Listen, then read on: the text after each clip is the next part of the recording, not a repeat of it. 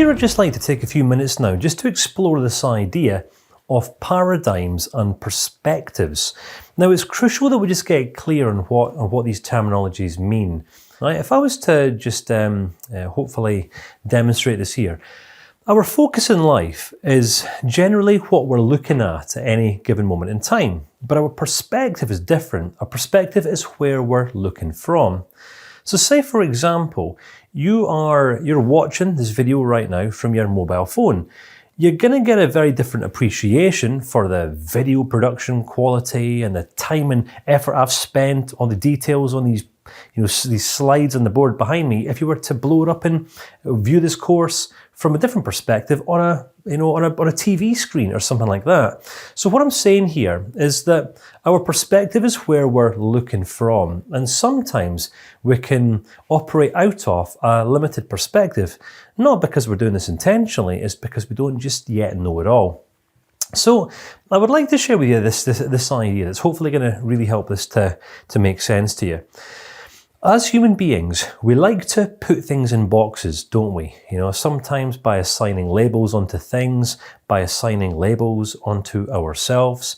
I don't know whereabouts in the world you live, but here in Scotland, people will define themselves in all sorts of weird and wonderful ways. Some people will define themselves by a set of religious beliefs that they have. Some people will define themselves by their sexual orientation. Some people might define themselves by their philosophical beliefs. Some people might define themselves by the football team that they follow, or by the role that they fulfill, or by the job that they do, or so on and so forth. And what I'm saying here is that sometimes in life, we can all be guilty of sometimes putting things in boxes.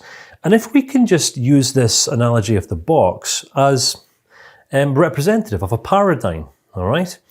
You see, if we are to grow and expand our perspectives and our paradigms in life, then we've got to be seeking, all right? We must have this attitude of seeking new understanding, looking for new connections, looking for new ideas.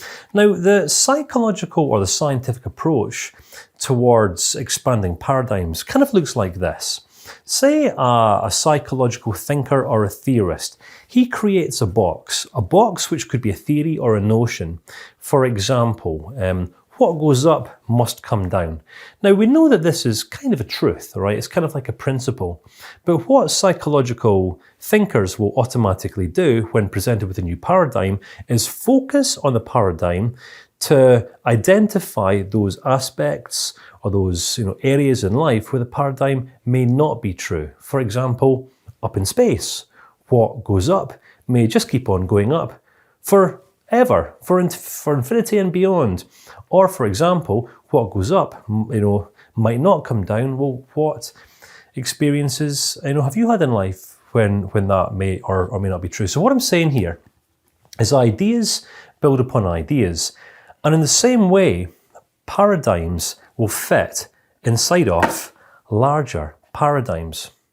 All right, so what I would suggest, the healthiest approach that we can take towards studying any new body of ideas, the social sciences, the psychologies, whatever, is just see our current frame of reference is a paradigm that could fit inside of something larger.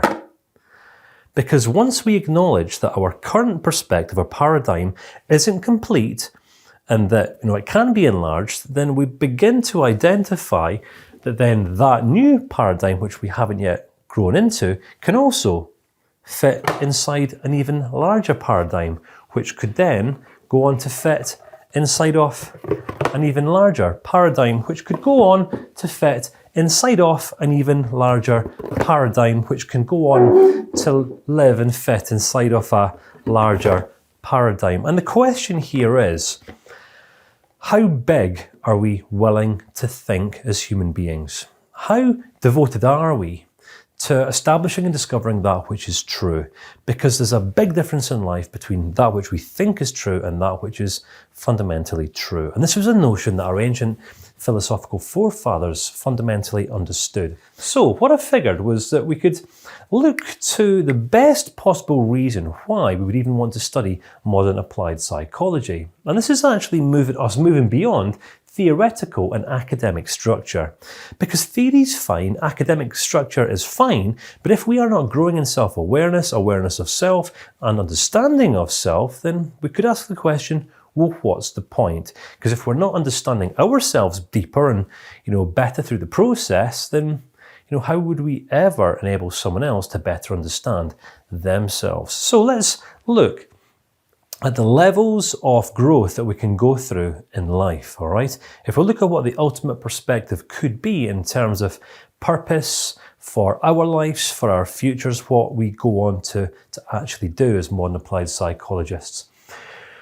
What I would suggest is a relatively healthy perspective in life is one of, striving for self-awareness. I guess there's always going to be parts of ourselves that we are not aware of. There's parts of us that we are aware of. There's parts of us that we aren't aware of. There's parts of us that we can see. There's parts of us that we can't see, that others can see.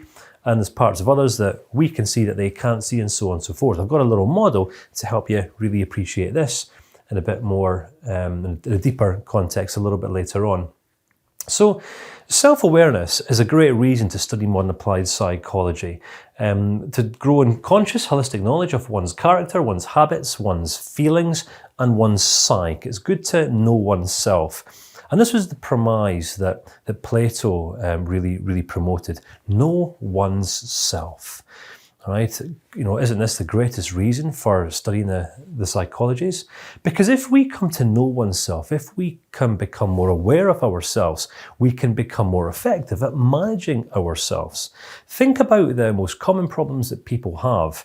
In life, do people have most of the problems that they have because they're able to manage themselves effectively, or because they're not? I guess when people haven't yet developed a strategy in life for managing themselves effectively, they are forever going to be looking for someone else to come along and tick that box or be that person for them. So self-management is key, and if we are not managing ourselves efficiently or well in life, then it might be questionable how aware we are of other people. So what I'm suggesting here is that self-awareness promotes self-management. Self-management offers us a foundation upon which we can become more aware of other people in a social context. Self-management is about us regulating ourselves more effectively in response to the knowledge that we have of ourselves. Whereas social awareness is about the ability that we have to identify reasons for cognitive, behavioural, emotional and attitudinal dysfunctions in other people. So these two parts of the process here, self-awareness, self-management, are about us getting our own houses in order, us getting ourselves straight. Only once we get ourselves straight, our own houses in order, are we going to be able to better identify the flaws in the perspectives and the perceptions and the outlooks of others. What I'm going to suggest is that, how effectively we turn up in life is going to be determined by how effectively we play this inner game and understand ourselves. Because if we become effective at understanding ourselves in life, if we grow in awareness of ourselves in life, we grow to manage ourselves well, we become more socially aware and ultimately better poised to influence in a social context. Our ability to facilitate social or cultural change in response to one's own self-awareness and management. So what's the purpose of modern applied psychology? Can you take this course and go and get a job as a modern applied psychologist? No, that's realistically not what you're going to be able to do. This course, I'm intending, is going to become the foundation upon which you go on to build the rest of your life or the rest of your career or the rest of your relationships upon. But it's fundamentally over to you. Until we get good at applying that which we're learning to ourselves, we'll never be able to impart the lessons that we're learning onto others. Are you with me? People are like dirt. They can either nourish you and help you grow as a person, or they can stunt your growth and make you wilt and die. Sounds quite harsh, really, doesn't it? Take a few moments to really ponder over this idea and just see if you can identify where on this learning process or this journey of growth you might currently find yourself today.